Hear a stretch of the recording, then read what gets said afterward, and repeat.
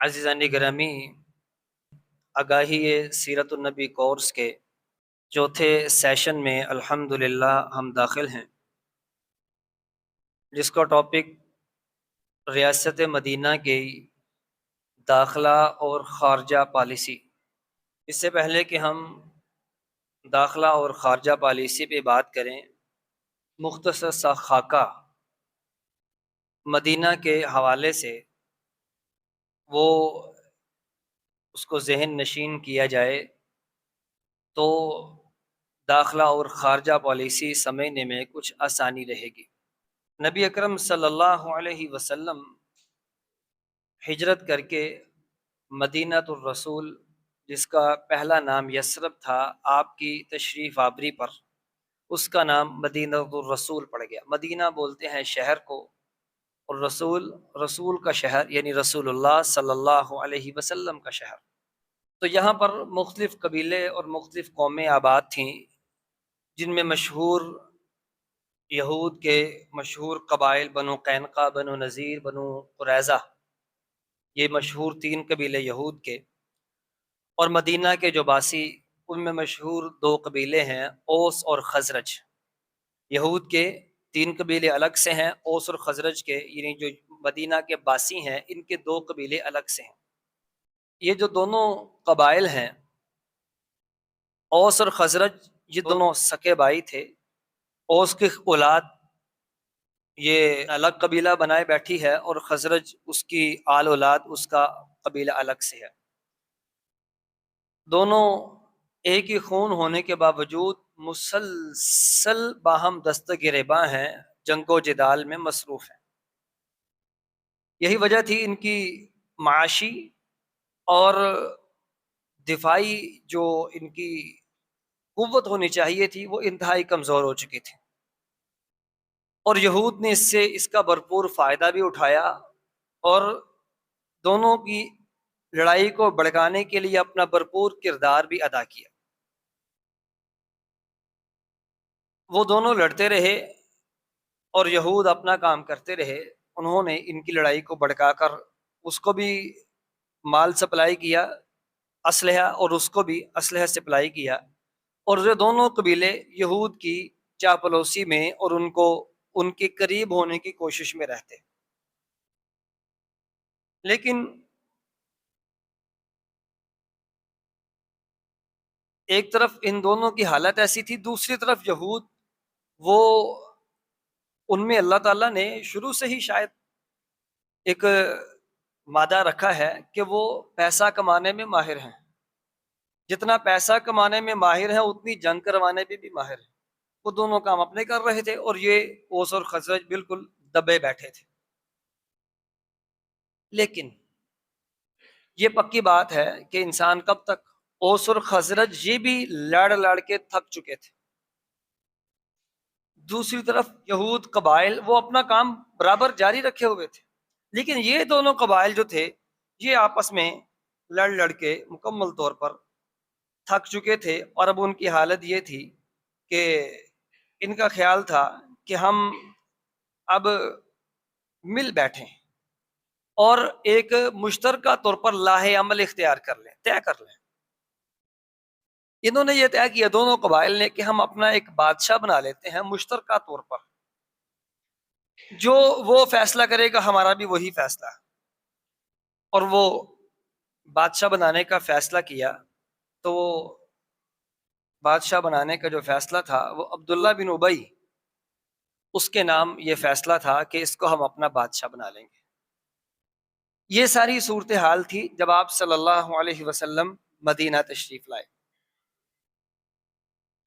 تو مدینہ جب تشریف لے آئے، اب ذرا سمجھیے گا، اوس اور خزرج لڑ کے تھک چکے تھے، عبداللہ بن ابی کو اپنا بادشاہ بنانے کے لیے بالکل تیار تھے، اور یہود وہ پہلے سے ہی لڑانے اور بھڑکانے میں مصروف تھے۔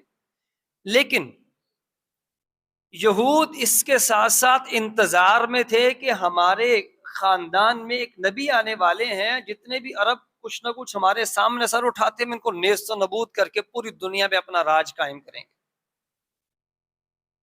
یہ سارے حالات تھے کہ نبی صلی اللہ علیہ وسلم مدینہ میں تشریف لے آئے۔ اور جیسا ہم نے کل بھی کچھ پڑھا کہ مصعب بن عمیر رضی اللہ عنہ، ان کی آمد کی وجہ سے ایک گراؤنڈ جو تھا وہ پہلے سے تیار تھا. یہی وجہ تھی آپ مدینہ تشریف لائے تو مدینہ والے باہر نکل کے استقبال کر رہے. اگر پہلے پتہ ہی نہ ہوتا تو پھر تو استقبال کے لیے نہیں آتے نا. بہت سے لوگ، بہت سے جو چیدہ چیدہ لوگ تھے وہ اسلام قبول کر چکے تھے، جو اوس اور خزرج کے جو لوگ تھے.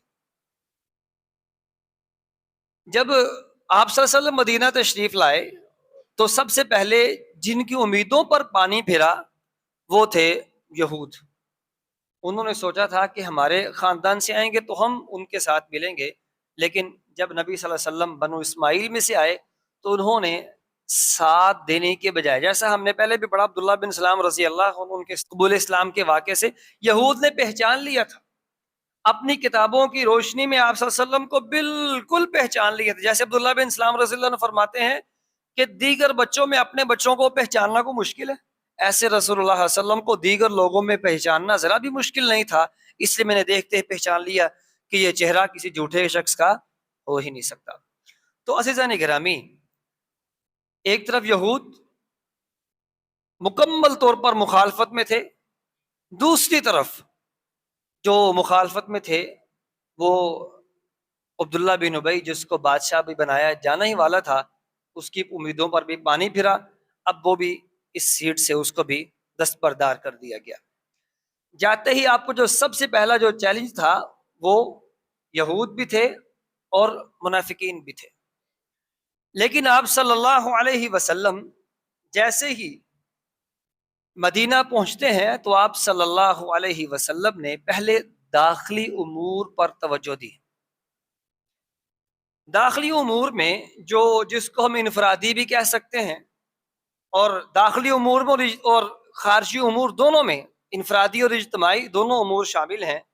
لیکن داخلی امور میں آپ صلی اللہ علیہ وسلم نے جس چیز کا اہتمام کیا وہ تھا تعلیم و تربیت.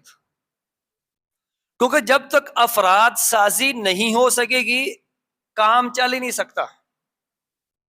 جب تک لوگ ساتھ نہیں ملیں گے، ان کو تیار نہیں کیا جائے گا، تب تک تو ایک ٹیم ورک مکمل ہو ہی نہیں سکتا.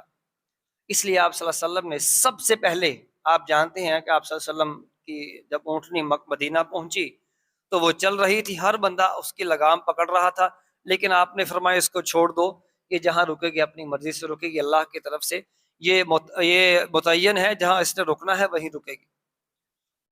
تو جس جگہ پر رکی وہاں مسجد نبوی کا قیام اور مسجد نبوی کو بنانے کا سلسلہ شروع کر دیا گیا. اور اس کے ساتھ ہی صوفہ کا ایک چبوترا بھی بنا دیا گیا جہاں پر صحابہ کرام کی باقاعدہ طور پر تعلیم و تربیت کا آغاز کر دیا گیا. گویا کہ اسلام میں تعلیم و تربیت کا جو سسٹم تھا، ان حالات میں جب اس مسلمان اسلام کا عام باہر جا کر اعلان، یا اعلان تو کیا نام بھی نہیں لے سکتے، تب بھی آپ نے دار ارقم کو اسلامک سینٹر بنا لیا. تو مدینہ جب ایک اسلامی ریاست بن چکی ہے، اب اس کا انتظام و انسلام کرنا ہے، تو وہاں پر کیسے ممکن تھا کہ آپ صلی اللہ علیہ وسلم تعلیم و تربیت کے ایک انتہائی اہم اور بنیادی پہلو کو چھوڑ دیتے. آپ نے جاتے ہی سب سے پہلے کام یہی کیا، مسجد کو آپ صلی اللہ علیہ وسلم نے ایک اسلامک مرکز بنایا، اور اسلامی مرکز کی جو تمام تر اس کی خصوصیات تھی، آپ صلی اللہ علیہ وسلم نے اس کو مسجد کے بنیاد پر اس کو شروع کر دیا. تو اسلامک مرکز کے تحت مسجد اور صوفہ یہ یونیورسٹی بھی ہے، اور یہاں علم وحی کو پڑھنے پڑھانے اور سیکھنے سکھانے کا اہتمام بھی موجود ہے. اور اس کے ساتھ ساتھ مسلمانوں کا باہم مرکز بھی ہے، جہاں مسلمانوں کے دیگر امور اس پر بات کی جائے گی. مسلمانوں کے رفاہی امور، مسلمانوں کے دفاعی امور، ہر طرح کے معاملات کو مسجد میں ڈسکس کیا جائے گا. آپ صلی اللہ علیہ وسلم نے اس کو اپنا اسلامک مرکز بھی بنایا، اسلامک سینٹر بھی بنایا، اور اس کے ساتھ ساتھ اس کو مسلمانوں کا عالمی مرکز اور مسلمانوں کا ایک بہترین سیٹ اپ بھی اسی مسجد کے ساتھ آپ صلی اللہ علیہ وسلم نے منسلک کر دیا. اور یہی وہ مرکز تھا جس کی بنیاد پر آپ صلی اللہ علیہ وسلم نے صرف مدینہ میں نہیں بلکہ پھر پورے عرب میں اسلام کا جو ایک سسٹم تھا، اسلام کی جو تعلیمات تھی، اس کو رائج کرنے کے لیے افراد تیار کیے. جیسا ہم نے کل بھی پڑھا کہ ایک بنو سلیم اور بنو عمر کو ان کی خواہش پر 70 صحابہ بھیجے، اور ایک دوسرا قبیلہ ان کی خواہش پر آپ نے 10 صحابہ بھیجے، اور یہ مکمل عالم دین تھے اور مکمل طور پر تیار شدہ تھے، اور یہی وہ اسلامک سینٹر اور صوفہ کا وہ ایک آؤٹ پٹ تھی، اس کا ایک رزلٹ تھا کہ آپ صلی اللہ علیہ وسلم اب ایسے رجال کار کو تیار کر چکے تھے کہ وہ کہیں بھی جا کر اسلام کے بہترین نمائندہ بنے. تو آج کے زمانہ میں بھی الحمدللہ اللہ کا شکر ہے، یہ گزرا زمانہ ہے، افراتفری ہے اور مادیت کا زمانہ ہے، اور بہت مشکل ترین حالات بھی ہیں. اس کے باوجود اللہ کی توفیق سے کچھ حضرات، کچھ افراد، اللہ کے کچھ بندے اسلامک مراکز کو انتہائی خوبصورتی کے ساتھ، انتہائی تندہی کے ساتھ، محنت کے ساتھ اور انتہائی اخلاص کے ساتھ، اپنے مال کے ساتھ، اپنے جان کے ساتھ، اپنے علم کے ساتھ، اپنی صلاحیت کے ساتھ، اپنے ہر چیز کو قربان کر کے اس کو چلا رہے ہیں. اور آپ حضرات ان سے محبت کرتے ہیں. اللہ تعالیٰ سب کو انشاءاللہ قیامت کے دن ایک ہی جگہ پر رکھ کر اللہ تعالیٰ ان سب کے ساتھ خوش بھی ہوں گے، اور اللہ کی توفیق سے ہم ایک ہی جگہ پر بیٹھ کر اللہ کا دیدار بھی کریں گے. اور اس کے ساتھ جب مرکز اسلامی تعلیمات کو جہاں پر سیکھا جائے گا اور وہاں سے اسلام کی روشنی پھوٹے گی، اس کا اہتمام کرنے کے بعد آپ نے جو اگلا قدم اٹھایا، اللہ تعالیٰ کی طرف سے آپ صلی اللہ علیہ وسلم پر عبادات، اس کا نزول ہوا. اس میں 3 عبادتیں، عبادات ثلاثہ کے نام سے معروف ہیں.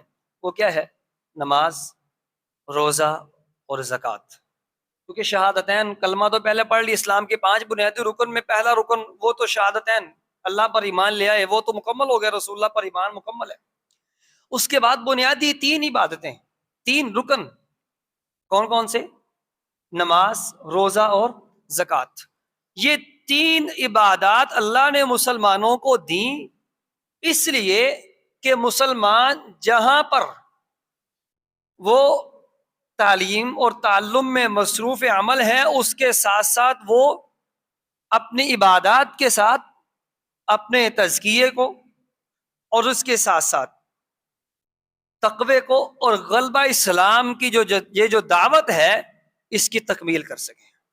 یہاں یہ بات ذہن میں رہنی چاہیے، ہمارے ہاں یہ معروف ہے کہ عبادات، نماز، روزہ اور زکوٰۃ کیونکہ اس کا تعلق لوگوں کے ساتھ بھی ہے، خاص طور پر لوگوں کا جو ایک کنسپٹ ہے نماز اور روزے کے بارے میں کہ یہ ایک ایسی یہ عبادات ہیں، اس کا تعلق انسان کی انفرادی زندگی سے ہے. وہ کیسے کر رہا ہے، وہ کہاں پہ کر رہا ہے کہ نہیں کر رہا، دوسرے کو بات کرنے کا کوئی حق نہیں. یہ اس کے بنیادی حقوق کی خلاف ورزی ہے. یہ ایک فکر اسلام کی نہیں، یہ ایک فکر رہبانیت پسند عیسائی جو ان کے مذہبی پیشوا تھی، یہ ان کی تھی کہ آپ کلیسا میں آئیں، گرجا گھر میں آئیں، آ کر عبادت کریں، جو ان کا سٹائل ہے وہ عبادت پوری کریں، جیسے ہی آپ باہر نکلتے ہیں اپنی مرضی کریں. گویا کہ کلیسا کی وہ مذہبی عبادات تو مکمل کریں، جیسے ہی آپ باہر نکلیں اپنے مذہب کا لبادہ اتاریں اور جو مرضی کریں. یہ اسلام کی دعوت نہیں ہے. اسلام کی دعوت یہ ہے کہ آپ مسجد میں آئے ہیں، مسجد ایک ایسی چیز ہے جہاں پر آپ اللہ کے سامنے اس پر حاضری دینے کے لیے آئے ہیں، اس کی تیاری کر کے آئیں، اور جب جائیں تو اس کے لیے مکمل طور پر اپنے لیے زیادہ راہ لے کے نکلیں، اپنی ٹیوننگ کروا کے جائیں، اور اگلی نماز تک وہ ٹیوننگ آپ کی باقی رہے. جیسے ہی اگلی نماز کا وقت ہو تو پھر سے اگلی نماز کی تیاری شروع کریں، ذہنی طور پر تیار رہیں. جیسے ہی اگلی نماز کے لیے آئیں پھر ٹیوننگ کا سلسلہ پھر شروع، اگلی نماز تک اس کا جو ہے نا وہ اثر برقرار رہنا چاہیے. تو یہ اسلام کی دعوت نہیں ہے کہ آپ یہیں اور پھر ختم. اور یہ جو آج کے زمانہ میں یہ جو سلسلہ کار چل نکلا ہے کہ جو جہاں جو کر رہا ہے وہ کرے، یہ اسلامی فکر نہیں بلکہ یہ سیکولر فکر ہے۔ ہر بندے کو اپنی مذہبی آزادی ہونی چاہیے، یہ کون کہتا ہے کہ نہیں ہونی چاہیے؟ لیکن جب اسلام میں ہم داخل ہو چکے ہیں، ایک دائرہ کار میں ہم آ چکے ہیں، ایک ملک میں ہم ٹریول کرنا چاہ رہے ہیں، کسی ملک میں، وہاں چلے جائیں گے، وہاں جا کر ہمیں اس ملک کا جب ویزا تب تک نہیں ملے گا جب تک ہم ان کے قانون کو فالو نہیں کریں گے۔ تو یہ جب آپ ان کے ملک سے باہر ہیں، وہ نہیں کہیں گے ہمارے ملک کے قانون کو فالو کریں، ایسے اسلام نہیں کہے گا، اسلام نے نہیں قبول کیا جو مرضی کرے، اسلام نے کبھی نہیں کہا کہ ایسا کرو ایسا کرو، کبھی کہا ہی نہیں۔ اسلام میں آئیں گے تو اسلام آپ کو اپنے قاعدہ قانون بتائے گا، آپ اب آگے ہیں ہمارے دائرہ میں، اب آپ کے لیے یہ قانون ہے۔ اس لیے سیکولر جو اسلام ہے، سیکولر سوچ جو ہے، وہ اسلام کی عبادات ہوں، معاملات ہوں، سیاسیات ہوں، یا معاشرتی دیگر امور ہوں، کسی بھی اعتبار سے سیکولر اسلام کبھی بھی قابل قبول نہیں ہے، بلکہ اسلام وہ قابل قبول ہے جس کی بنیادی عبادات کا مقصد بھی کیا ہو؟ تزکیہ ہو۔ تزکیہ کیسے ہو کہ ہم نماز پڑھنے آئے ہیں تو نماز جب پڑھیں تو دل میں اللہ کی محبت، اللہ کا ایک تصور، اس کا ایک جو ہے نا وہ انسان کے ذہن میں اپنے رب کی بندگی کا ایک جذبہ اور تصور وہ قائم اور دائم ہونا چاہیے۔ نماز پڑھنے آئے ہیں تو قلبی اطمینان انسان لے کے جائے، دنیا کی پریشانیوں کو ختم کر کے مسجد میں آئے، اللہ تعالیٰ سے باتیں کرے اور باتیں کر کے وہ واپس چلا جائے، اللہ سے اپنی راز و نیاز کی باتیں کر کے جائے۔ میں ایک چھوٹی سی ایک مثال دینا چاہوں گا۔ 15-20 دن پہلے کی بات ہے، مغرب کی نماز کے بعد، کیونکہ صبح شام کے اذکار کبھی پہلے بھی ہو جاتے ہیں اور اکثر بعد میں ہی کر لیتے ہیں، ذکر کرتے کرتے کچھ وقت مجھے گزر گیا، اور سنتیں پڑھنے کے بعد میں بھی بیٹھا ہی تھا، تو ایک بالکل ینگ نوجوان لڑکا میرے پاس آ کے بیٹھ گیا، اور مسجد میں غالباً کوئی بھی نہیں تھا اس وقت، سب نماز پڑھ کے جا چکے۔ وہ پتہ نہیں کب سے بیٹھا تھا، مجھے نہیں پتہ چلا، لیکن میں کیونکہ بیزی تھا اذکار وغیرہ میں، تو میرے پاس آ کے بیٹھ گیا۔ اس نے کہا میں کافی پریشان ہوں، آپ نا دعا کروائیں، میں آپ کے ساتھ دعا میں شریک ہوتا ہوں۔ میں نے کہا ٹھیک ہے، میں نے دعا شروع کی۔ ظاہر بات ہے وہ اپنی پریشانیاں لے کے بیٹھا تھا، تو میرے ذہن میں آیا کہ ہم کون سا کوئی فرشتے ہیں یا ہمیں کوئی ضرورت نہیں ہے، میں بھی اللہ تعالیٰ سے اپنی باتیں شیئر کرتا ہوں۔ یقین کریں وہ انجان تھا میرے لیے، میں یقیناً اس کے لیے انجان ہوں۔ دونوں بھائیوں نے مل کے بیٹھ کے اللہ تعالیٰ سے کچھ باتیں کی، اور میں نے اس بھائی کو دیکھا وہ داڑے مار کے رو رہا تھا۔ کیوں؟ یہ مقصد بتانے کا مقصد کچھ اور نہیں، واللہ اللہ تعالیٰ اس بات کے شاہد ہے، صرف بتانے کا مقصد یہ ہے کہ نماز کے لیے آئے ہیں، بس آئے ہیں، جلدی سے فرض پورا کیا، سنتے پڑھی نہ پڑھی، نماز فرض پورا کیا، وہ ہم جا رہے ہیں۔ اس کے ساتھ ایک دوسری مثال بھی وہ ہمارے اسی مسجد کے، ہمارے اسی معاشرے کی ہے۔ مجھے ایک صاحب ملے اور کہنے لگے کہ جب ہم نماز پڑھنے آتے ہیں نا تو ہم چاہتے ہیں کہ نماز پڑھیں اور پھر بس آپ ہمیں جلدی سے فارغ کر دیا کریں، ہم چلے جائیں، اس لیے کہ کاروباری ہماری مصروفیت ہے، تو موبائل میں فون کالز اور میسیج سے ہمارا موبائل میرا بھر جاتا ہے، تو اس کے بعد پھر کافی دیر تک مجھے وہ دیکھنے پڑتے ہیں، تو یہ اس لیے آپ جلدی سے ہمیں فارغ کر دیا کریں۔ میری اس سے کیا بات چیت ہوئی یا ہم اس پہ میرا کیا مکالمہ، یہ ہمارا مقصد نہیں، یہ صرف دو طرح کے ہمارے رویے ہیں۔ تو مسجد میں جب انسان عبادات کے سلسلے میں رسول اللہ صلی اللہ علیہ وسلم جو اپنے صحابہ کی تربیت فرمائی وہ کیا تھا؟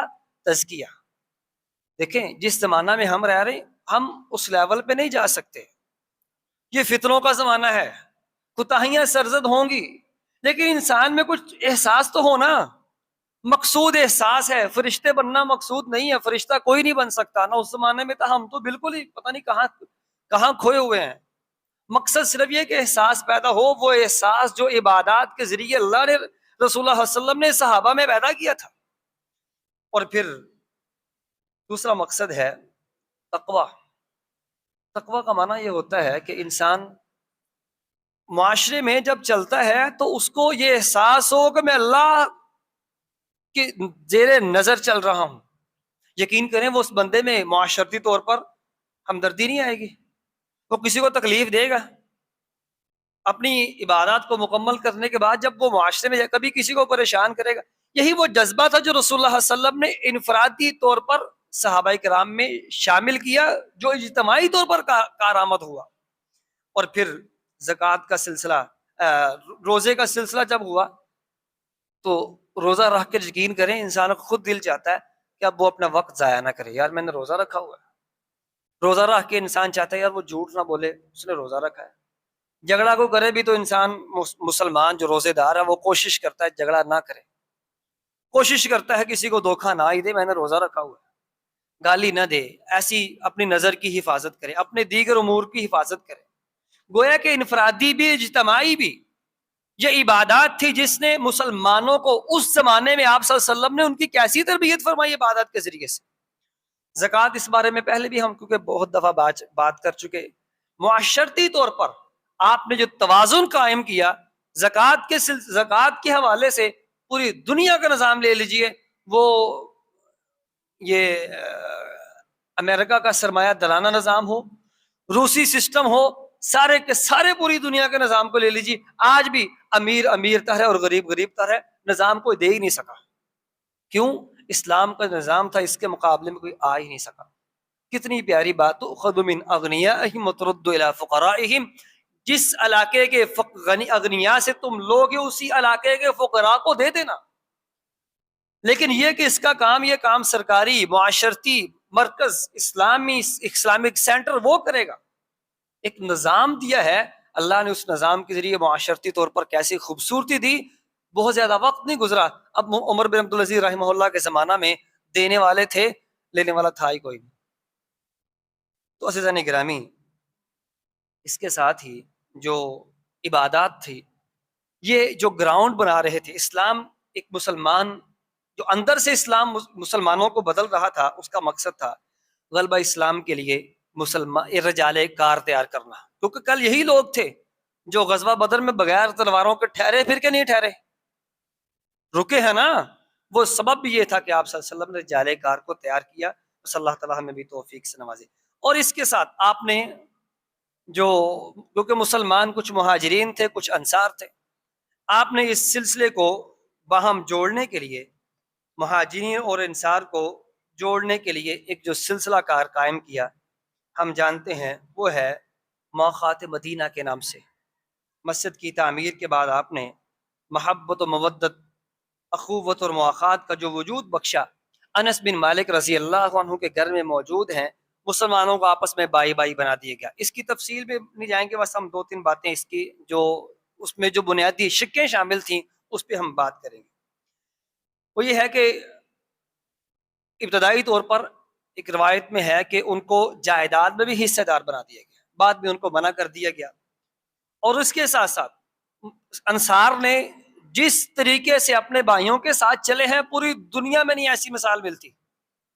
انہوں نے اپنا آدھا مال دیا، اپنے خاندانوں میں شریک کیا، ایک پراپر طریقے سے، جو ایک پازیٹیو وے تھا، اس طریقے سے مسلمانوں نے، انصار نے مہاجرین کو شامل کیا۔ اور عبد الرحمن بن عوف کا رضی اللہ عنہ کا واقعہ جو تو پہلے بھی آپ سب سن چکے ہیں، لیکن گزارش یہ ہے، عبد الرحمن ابن عوف، ان کا وہ مہاجر تھے، مکہ سے آئے تھے۔ سعد بن ربیع رضی اللہ عنہ وہ انصار تھے، دونوں کو بائی بائی بنایا۔ انہوں نے کہا اللہ کے نبی اپنا آدھا مال دیتا ہوں، میری بیویاں زیادہ ہیں، ایک بیوی کو میں طلاق دے دیتا ہوں، وہ نکاح کے بعد عدت کے بعد ان سے نکاح کر لیں۔ یہ ہمارے معاشرے کی طرح یہ کچھ معیوب نہیں تھا، نکاح دوبارہ کرنا یہ اس طرح کا کچھ بھی، اس لیے وہاں کسی نے کوئی اس کو معیوب سمجھا بھی نہیں۔ انہوں نے کہا نہیں ایسا نہیں ہے، مجھے بنو قینقاع یا بازار کا راستہ دکھا دیجئے، میں خود اس پہ اپنی تجارت کروں گا۔ تو بخاری کی روایت ہے، ایک دن آپ صلی اللہ علیہ وسلم نے عبد الرحمن ابن عوف پر زردی کے نشان دیکھے، ان پر نشان دیکھا، پوچھا عبد الرحمن کیسے ہو آپ، خیریت تو ہے؟ اللہ کے نبی میں نے شادی کر لی ہے اور 1.25 تولہ سونا تھا جو میں نے حق مہر رکھا ہے۔ پہلے بھی ہم بات کر چکے، جب وہ فوت ہوئے تو ان کے خاندان کو سونے کے سے ٹکڑے توڑ توڑ کر ان کو وراثت میں تقسیم کیا گیا۔ یہاں ایک اور بات،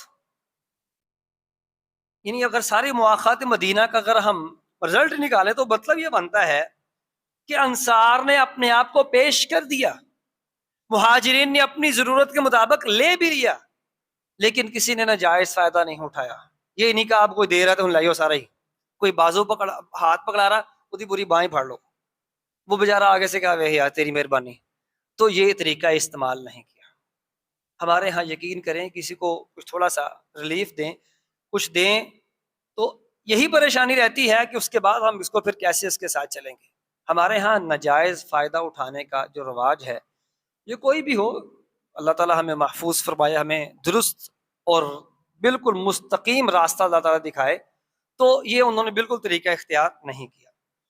تو اس کے ساتھ ساتھ آپ صلی اللہ علیہ وسلم نے، یہ تو سارا کچھ مسلمانوں کے درمیان ہو رہا تھا، کیونکہ یہود بھی بالکل پاس بیٹھے تھے، ان کا حسد، ان کا بغض، جس پہ ہم پہلے بات کر چکے، انہوں نے ان کے ساتھ کیا صورتحال تھی۔ یہود کے ساتھ آپ صلی اللہ علیہ وسلم نے، اور بطور مدینہ کی ریاست کے، مدینہ کی ریاست کے آپ صلی اللہ علیہ وسلم نے یہود کے ساتھ معاہدہ کیا۔ معاہدہ یہ کیا کہ مدینہ کے اب پوری ایک ریاست بن چکی ہے، ہم اس کو بطور ریاست باہمی طور پر، داخلی طور پر ایک معاہدہ کر لیتے ہیں۔ جیسے پاکستان تو الحمدللہ اسلامی ریاست ہے، پہلے سے موجود ہے، ایسی ریاستیں جہاں پر سارے کے سارے مذاہب موجود ہوں، وہاں پر پھر وہ ایک معاہدہ جو سب کو، ہاں سب کے قابل قبول ہو، وہ ماننا چاہیے، یعنی اس کو طے کرنا چاہیے۔ آپ صلی اللہ علیہ وسلم نے سب سے پہلے جو معاہدہ کیا، اس کی پہلی شک یہ تھی، یہود اور مسلمان بطور مدینہ کے رہائشی یہ مدینہ کا مکمل دفاع کریں گے، مدینہ کے بطور رہائشی اپنے اپنے دین پر عمل کریں گے، کوئی کسی کو کچھ نہیں کہے گا، کیونکہ اسلام کا اصول یہ ہے لا اکراہ فی الدین، جو اسلام میں ابھی آیا ہی نہیں اس کو زبردستی نہیں کرنی، جو آگے ہے اس کو اسلام کے قانون اور اصول اور اس کے قوانین فالو کرنا پڑیں گے۔ ہر بندہ، ہر ایک اپنے اپنے مذہب پر چلے گا، کوئی کسی کو کچھ نہیں کہے گا۔ دوسری بات کہ بیرون دنیا سے، کیونکہ مشرکین قریش مکہ سے تو مسئلہ تو مسلمانوں کا تھا، تو معاہدہ یہ طے ہوا کہ بیرون مدینہ سے جو بھی مدینہ پہ حملہ کرے گا تو ہم مل کے اس کا دفاع کریں گے، بطور ایک ریاست کے سب اس کا دفاع کریں گے۔ اور اس کے ساتھ ساتھ تیسری شک یہ تھی کہ مدینہ کے اب ایک حاکم ہونا چاہیے، وہ مدینہ کے حاکم ہوں گے محمد الرسول اللہ صلی اللہ علیہ وسلم۔ اور اسی طرح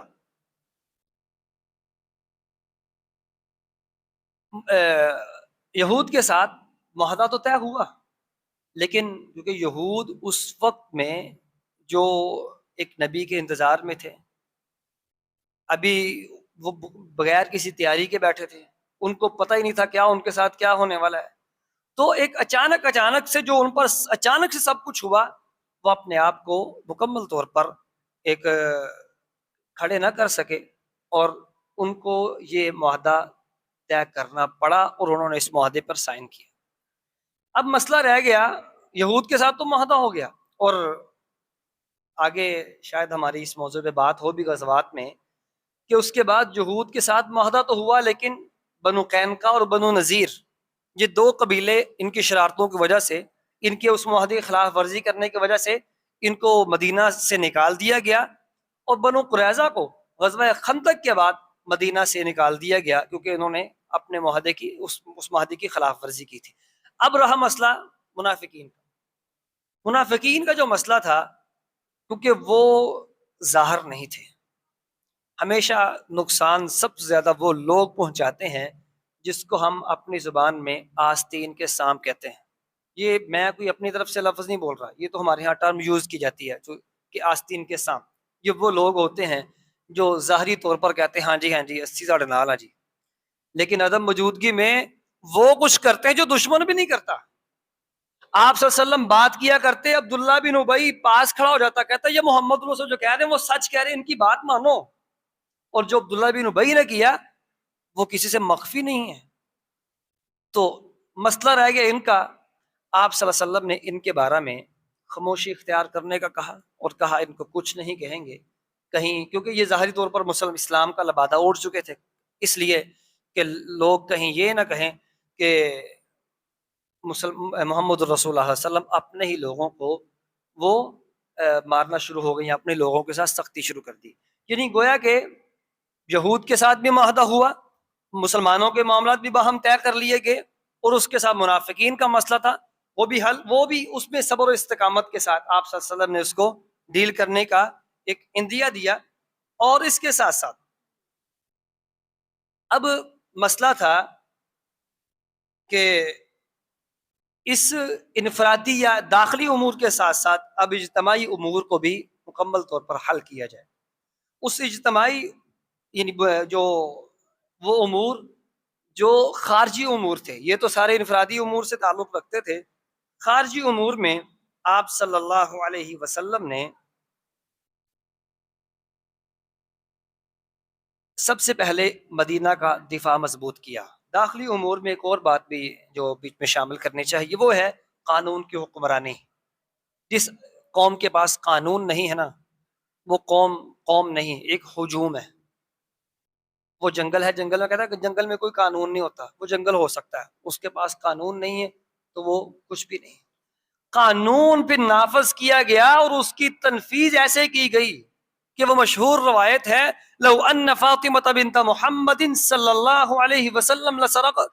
رسول اللہ فرماتے اگر محمد الرسول اللہ علیہ وسلم کی بیٹی فاطمہ بھی چوری کرتی، میں محمد الرسول اللہ اس کا بھی ہاتھ کاٹ دیتا. گویا کہ قانون بھی تھا، آپ نے قصاص کا نظام نافذ کیا، حدود اللہ کا نظام نافذ کیا، اور عبادت ثلاثہ کا نظام نافذ کیا. نظام یہ نہیں کہ نماز پڑھو، بلکہ نماز پڑھنے کا ایک نظام اور سسٹم دیا کہ جب نماز ہوگی بس نماز ہوگی. زکوٰۃ کی ادائیگی ہے تو زکوٰۃ دینی ہے، رمضان کا مہینہ ہے تو پھر رمضان کے روزے رکھنے ہیں. یہ نظام دیا آپ صلی اللہ علیہ وسلم نے، قانون دیا.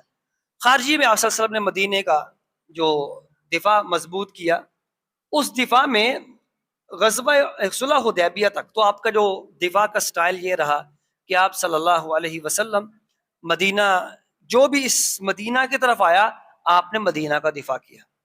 صلح حدیبیہ کے بعد فتح مکہ میں آپ جانتے ہیں کہ آپ صلی اللہ علیہ وسلم خود چل کے گئے، تو اس وقت سٹائل چینج کیا کہ اب اسلام کی دعوت مدینہ سے نکلنی چاہیے، اور آپ صلی اللہ علیہ وسلم نے اس دعوت کو لے کر پھر سفر بھی کیا مکہ کا، اس کے بعد تبوک بھی، اور اس کے بعد یہ طائف کا بھی واقعہ ہوا. تو یہ سارے کے سارے آپ خود وہاں پر پہنچے ہیں تاکہ اسلام کی دعوت کو وہاں بھی رائج کیا جائے، اور پھر جو وہاں رکاوٹ بنی اس کو ختم کیا جائے. تو عزیزان گرامی، اس کے ساتھ ہی یعنی آج بھی کیونکہ ہم اپنی اس اعلیٰ ترین پوزیشن پہ اب نہیں رہے کہ ہم جا کر لوگوں کو کہیں کہ اسلام قبول کرو ورنہ ہم یا جزیہ دو کہ ہم آپ سے لڑنے کے لیے تیار ہیں. آج دنیا کی پالیسی یہ ہے کہ اپنا دفاع، اس دفاع میں جو آڑے آتا ہے اس کے ساتھ پھر جنگ کی جائے گی. پاکستان بھی جس دور میں، جس ماحول میں ہم رہ رہے ہیں، ہماری پالیسی بھی خارجی طور پر یہی ہے کہ ہم اپنا دفاع کریں گے، اپنا دفاع کریں گے. اور مجھے یاد پڑتا ہے کہ 2018 کی بات ہے غالباً، یا 17 کی بات ہے، مالدیپ کا سفر تھا، تو ایک دو دن رہتے تھے ابھی رمضان میں. تو مدینہ کے فاضل کافی لوگ تھے وہاں پہ، لڑکے تھے. مجھ سے اس نے پوچھا، کہنے لگا کہ آپ پاکستان جو ہے نا وہ اسلامک اسٹیٹ ہے اور اس کے پاس ایٹمی قوت بھی ہے، یہ ایٹمی طاقت ہے، آپ نے امت کے لیے کیا کیا؟ تو میں تو پہلے تو ظاہر بات امت کے لیے ویسے ہم نے کیا بھی کیا، لیکن میرے ذہن میں جو بات آئی وہ سچی بات ہے، شاید اسی بنیاد پہ تھی. میں نے اس کو کہا کہ پاکستان پر جتنے چیلنجز ہیں، جتنا کچھ پاکستان کے ساتھ کیا جا رہا ہے اس کو ختم کرنے کے لیے، اس کو نچوڑنے کے لیے، دبانے کے لیے، اگر اس نے اپنے آپ کو قائم رکھا ہوا نا تو اس کی سب سے بڑی یہی خدمت ہے. میں نے اس سے پوچھا کہ آپ مالدیپ میں رہتے ہیں، آپ کو کبھی انڈیا نے کچھ کہا؟ نہیں. امریکہ نے کچھ کہا؟ نہیں. میں نے کہا ہمیں تو افغانستان ہی سانس لینے دیتا، وہ ہمارے اپنے ہیں، دشمن نے ہمیں کیا کرنا تھا. تو ہم نے اگر اپنے آپ کو قائم رکھا ہے تو یہی ہماری خارجہ پالیسی ہے. اور خارجہ پالیسی میں سفارتی تعلقات انتہائی اہمیت کے حامل ہوتے ہیں. آپ صلی اللہ علیہ وسلم نے صلح حدیبیہ بھی، جب ہم بات کریں گے صلح حدیبیہ کو، تو آپ نے یہی کیا، سفارتی طور پر اپنے آپ کو مضبوط کیا. اور اس کے ساتھ ساتھ آپ صلی اللہ علیہ وسلم نے انٹرنیشنل لیول پر جو عالمی قوتیں اور طاقتیں تھیں، وہ بھی، اس قوتوں کو بھی آپ صلی اللہ علیہ وسلم نے یہ پیغام بھیجا، اور ان کے ساتھ بھی سفارتی طور پر آپ صلی اللہ علیہ وسلم نے تعلقات قائم کیے، جس کا فائدہ بھی ہوا کہ آپ صلی اللہ علیہ وسلم سے دنیا کی رخصت ہونے کے مطلب کچھ وقت کی بعد ہی حضرت عمر کے زمانہ میں رضی اللہ عنہ، اس طرح امیر معاویہ رضی اللہ عنہ کے زمانہ میں پھر فتوحات کا سلسلہ وہ جاری ہوا. اس کی بنیاد وہی سفارتی تعلقات تھے جس کو رسول اللہ صلی اللہ علیہ وسلم نے قائم کیا تھا. داخلی امور بھی، خارجی امور بھی، سب سے پہلے تعلیم و تربیت پر، پھر اس کے بعد آہستہ آہستہ قدم بقدم آگے چلتے گئے. ہر محاذ پر آپ صلی اللہ علیہ وسلم نے مدینہ کی ریاست کو بھرپور طریقے سے قائم کیا، اور پھر اس ریاست نے پوری دنیا میں اسلام کو قائم کیا. اللہ تعالی ہمیں بھی توفیق دے. ہم نے بھی سنا اوس اور خزرج دو قبائل ہیں، دونوں بہت لڑتے رہے، بہت کچھ کرتے رہے. اب کیا ہوا، آپ صلی اللہ علیہ وسلم نے اوس کے کچھ نوجوانوں سے کہا کہ کعب بن اشرف کوئی یہودی ہے، اس نے مجھے بہت تنگ کر رکھا ہے، مسلمانوں کو تکلیف دیتا ہے، اس کا مقابلہ کرو اور اس کو جا کے قتل کرو. اوس کے نوجوانوں نے جا کے اس کو قتل کر دیا. اب خزرج کے نوجوان تھے نا، بڑے ٹینشن میں تھے کہ یار ہمارے ساتھ کیا ہوا. اوس کے نوجوانوں نے ایک یہودی کو قتل کر کے رسول اللہ صلی اللہ علیہ وسلم کو راحت پہنچائی ہے، ہم تو پیچھے رہ گئے. وہ پریشان خود ڈھونڈتے رہے کہ وہ کون سا بندہ ہو سکتا ہے جو رسول اللہ کو تکلیف پہنچا رہا ہے. اور پھر ان کو مل گیا ابن الحقیق، وہ بھی غالباً یہودی تھا. اللہ کا نبی، یہ بندہ آپ کو تکلیف پہنچاتا ہے، ہمیں اجازت ہے ہم اس کا کام تمام کریں. آپ نے کہا، آپ نے اجازت دی. تو خزرج کے لوگوں نے جب اس کا کام تمام کیا، آپ کو راحت پہنچائی، تو کہا ہاں اب ٹھیک ہے. تو یہ جو مسابقت ہے، یہ جو آگے بڑھنے کا جذبہ اور سلسلہ ہے، نیکی کے اعتبار سے یہ ایک مسلمانوں میں ہونا چاہیے. اور اس کا اگر رزلٹ یہ نکالیں ہم اس واقعے کا، تو اس سے پتہ چلتا ہے کہ جب نظام بدلتے ہیں، قانون بدلتے ہیں اور حکومتیں بدلتی ہیں، پھر عوام کے مزاج بدلتے ہیں. عوام کے مزاج تب بدلتے ہیں جب ان کو بدلانے کے لیے کوئی ہو، نظام بدلا جائے. یہی اوس اور خزرج جب مارنے ورانے پہ تھے، اب نظام بدلا ہے، اور کیا ہوا، مسابقت ہے نیکی میں. اللہ تعالی ہمیں توفیق سے نوازے. اللہم صلی وسلم علی نبینا محمد وآل محمد صلی اللہ علیہ وآلہ وصحبہ وسلم تسلیما کثیرا. سبحان ربک رب العزة عما یصفون وسلام علی المرسلین والحمد للہ رب العالمین.